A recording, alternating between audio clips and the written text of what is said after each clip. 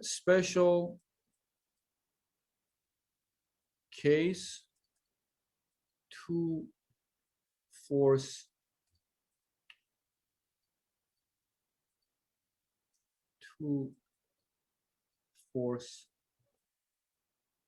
member. Now, what are these? The condition of equilibrium. If we have a force, we have a member that only two forces are applied to it. Right? You have some type of member. I can bring it here at some point. That only two forces are applied to it, and it's in equilibrium. Now, to satisfy the force equilibrium, those two forces should have the same magnitude. They should be equal. They should have the same magnitude. They should be in the opposite direction. And they should have the same line of action. Here is what I'm trying to say. Let me bring the picture, figure 21. Might be a good figure. Here is what I'm trying to say.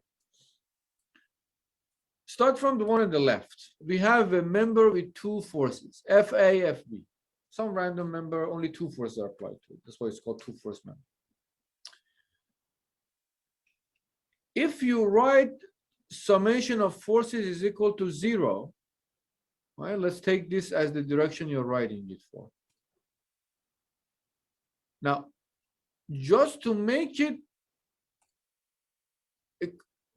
to satisfy the condition of equilibrium, the only way that it works is that these two forces they have the same magnitude and an opposite direction. If this one is bigger than the other one, then the whole structure is going to start going up. Right? It's going to move upward. If this one is bigger than the other one, it's going to go downward. But that's not the case, right? It's not moving. It's in static equilibrium. So that means that they should have the same magnitude and in the opposite direction. So the summation of forces becomes 0. Now, why do they have to be on this? Why do they have to have same line of action as mentioned in the third part? Because if they don't have the same line of action, then this force, let's say they don't, and we're in this condition. If they don't, and this is the line of action for one of them, let's say this one, and we find the moment about point B, that means this force is going to create a moment about point B like this, which means the whole structure it should be rotating. Right? So to satisfy the conditions of equilibrium, if we have a two-force member, those forces should be in opposite direction, and they should have the same magnitude, and they should be on the same line of action.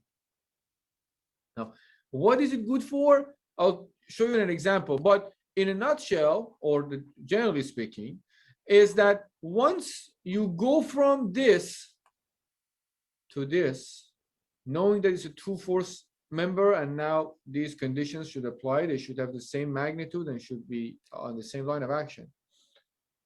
Instead of having two unknowns here and two unknowns there, because in this case, you don't know what is the magnitude of FA and what is its direction. And you don't also know what is the magnitude of FB and its direction. What is the magnitude of FA and its direction? Two random forces in the space. But in this case, you actually know a general direction for both of them. So instead of 4 unknowns here, you go from not knowing the magnitude, which is the same for both, and the direction, which is the same for both. So suddenly you have 2 unknowns. Right? That's the benefit of identifying two-force members. You can solve problems that you could not solve before using condition of equilibrium or applying equation of equilibrium. So let me put it in some words for these at least structures. And then so it says let's say two force members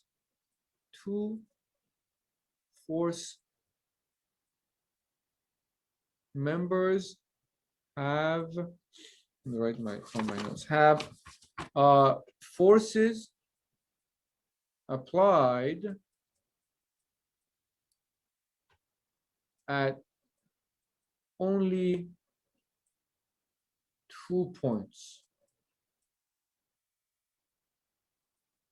on the member, right? You only have 2 forces. When you draw the free body diagram, there are only 2 forces. Now, to satisfy the force equilibrium, the magnitude of I'll just go with what we put there, FA and FB, or the magnitude of both forces, must be equal, because otherwise the system, the structure is going to start moving, must be equal. And again, in order for them to cancel each other out, so the structure doesn't move or the part doesn't move, and they should be, for that, they should be in opposite directions.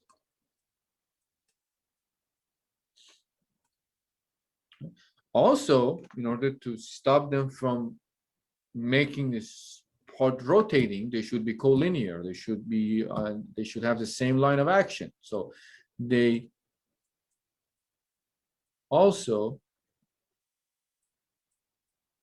should have the same line of action, which is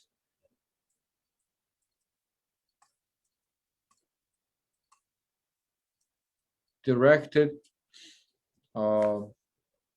along, let me follow my wording here, along the line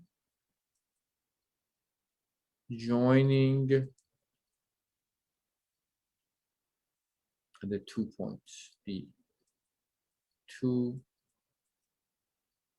points where these forces act. That's the way of the act. All right, these 2 forces, for A and B, the line of action is the line that's connecting these 2 points that these forces are applied to. Let's look at an example and actually get a better sense of how do they come to rescue, I would say sometimes. Example. Let me bring the picture for the example. Figure, I think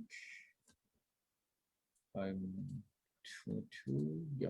So here is a lever, a structure. Some guy is pulling it from to the right with 400 newtons. And what we are, let me write it here. The lever ABC is pin supported at A, and connected to a short link BD. If the weight of the members is negligible, meaning that just forget about weight for this problem, the force of the pin on the lever find, obviously you have to find something always, right? Find the force of the pin on the lever at A. This is the pin at A. This is what we're trying to find the forces there. Now let's draw the free body diagram for this. I'm going to be lazy and I'll just bring the picture again and use that to draw the free body diagram. And it's difficult to draw, so I'm probably not going to get it right.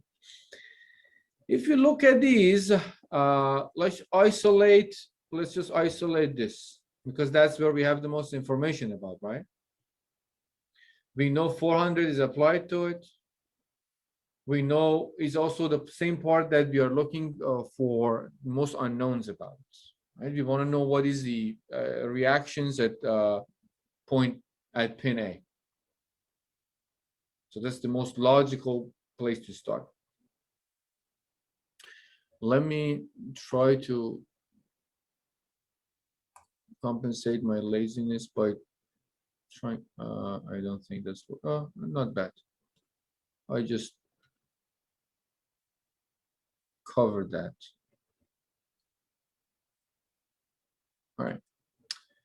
I'm drawing the free body diagram for this. So this is that's a very thick line. This is 400 Newton force. It's already there. I'm just emphasizing that I'm putting it also there as my free body diagram. Point B is a pin connecting these two. Let's erase also this part. There it is, A. At point A, I have a pin, so I'll put two forces there to compensate for it. Let's say this one and this one. Direction doesn't really matter, you choose. AX, AY. And B also is a pin. Right? It says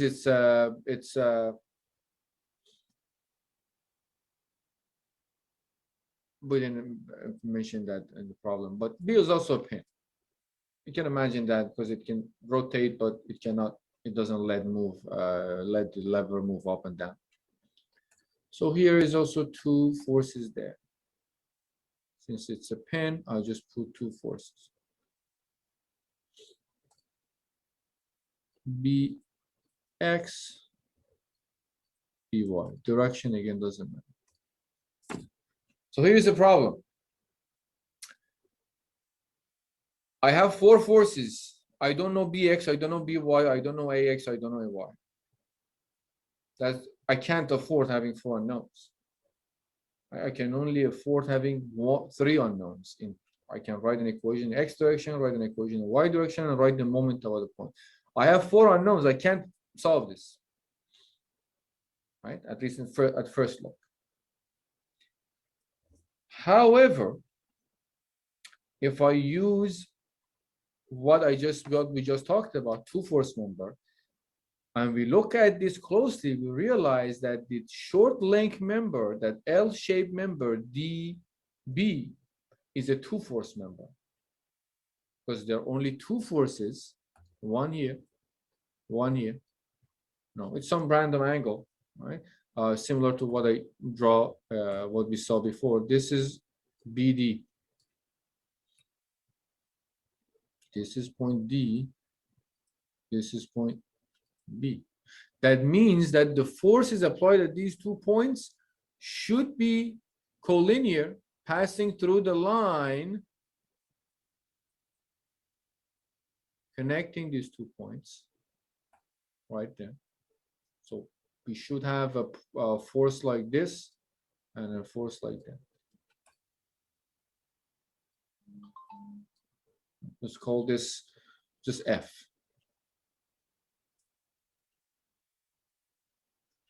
If we do that, That's a good thing. B is connected to lever at point B, right?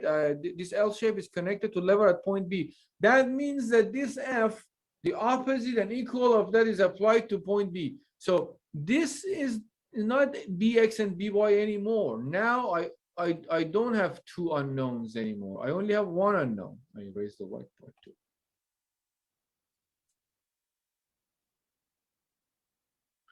That means I can put this here and say, there you go, this is F. Not that thick of a F. This is F.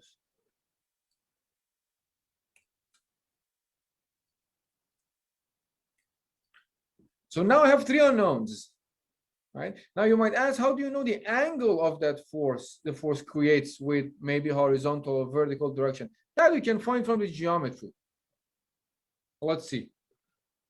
This is the horizontal line there, right? So this is the angle F creates. This is theta. How do I find theta? Right? So theta is equal to, looking at the geometry. Let me clean this up. Looking at this geometry, this is my theta I'm looking for. Not that bad. This is the theta I'm looking for. That theta is tan inverse opposite over adjacent. Tan inverse opposite is 0.2. Adjacent is over 0.2 adjacent. So this is becomes tan inverse of 1. Tan inverse of 1 is like 45 degrees. The angle is 45. Now you have a free body diagram here that you know you have three unknowns. You don't know AX, you don't know AY, and you don't know F, but you know the angle that F creates right there with the horizontal direction. This is theta. The rest is what we were doing before. So we went from a situation that we had too many unknowns. Just because we have a two-force member, that two-force member gave us a chance to find the force and the direction, right? I am, for some reason, getting a ridiculous number of, I'm sorry. Right, so summation of forces, go back to free body diagram here. This part is straightforward. Summation of forces is equal to 0. Summation of forces in X is equal to 0. Summation of forces in Y is equal to 0. This is positive. This is positive. Let's see what we get from each. For the X, I get 400. To the right is positive, plus AX minus F cosine 45 degrees is equal to 0. Y direction, I get minus AY minus F sine 45 degrees is equal to 0. Two equations, three unknowns. Here we don't know AX, we don't know AY, and we don't know F.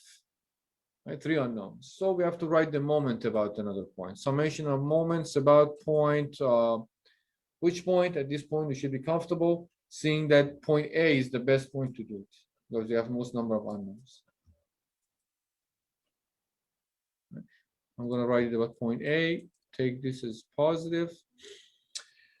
About point A, I have 400. The perpendicular distance is 0.7 and it's negative, so minus 400 times, remember I'm finding the distance between 400 and 0.8, so 0.5 plus this is 0.5 and this is 0.2, this is 0.7.